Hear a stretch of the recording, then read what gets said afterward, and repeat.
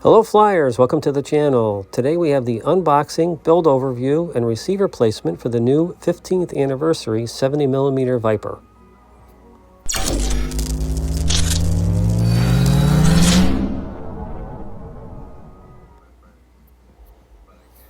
Here we have the new paint scheme for the Viper. I think this is really sharp. On the outside of the box, shows some of the new specs.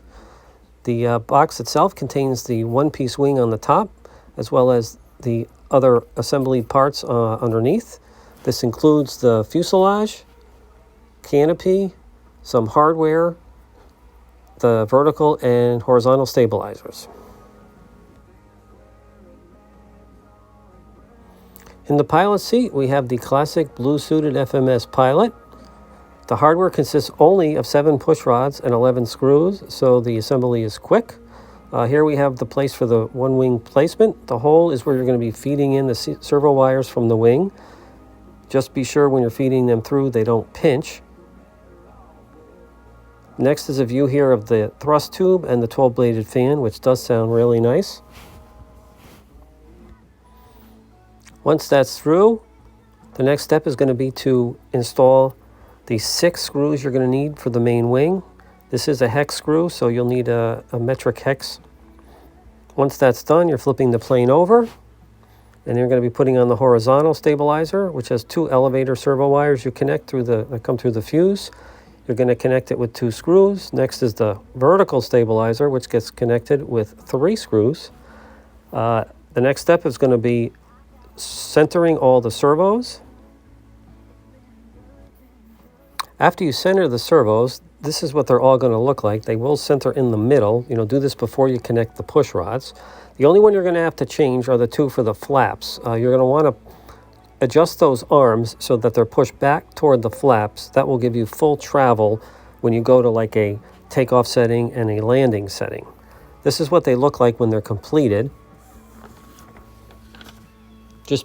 Just use this as an example. Your adjustments may vary a little bit. This does have the ball link style attachments. This is a pair of ball link pliers. These are very handy to use with the ball link style. You can just squeeze them or use a regular pair of pliers, but these are specifically designed so that they don't break anything by accident. When you're done setting up, put the canopy on and you're basically ready to go. The next step is just going to be the receiver. For me, I'm going to be installing a receiver, gyro, the Flex Reflex 2, and as well as the Asan steering gyro. So I need to cut out part of the canopy where the co-pilot sits to allow room. I'm going to be using this tongue depressor to create a little bridge or platform, and I'm going to install the receiver, the reflex, and the gyro on top of it. I also use the zip ties to be ensured nothing moves. Everything is hot glued together. Do put the placement lined up with your cutout so that it all matches.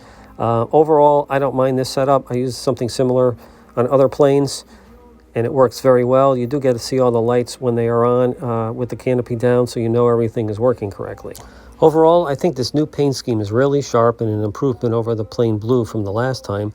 The gear, though, is the best improvement for sure. The shock absorption, a definite improvement over the old wire wheels. You're going to have much better landings with this. No more bouncy.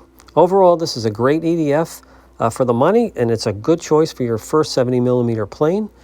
Please subscribe and see the links in the description for some FMS coupons.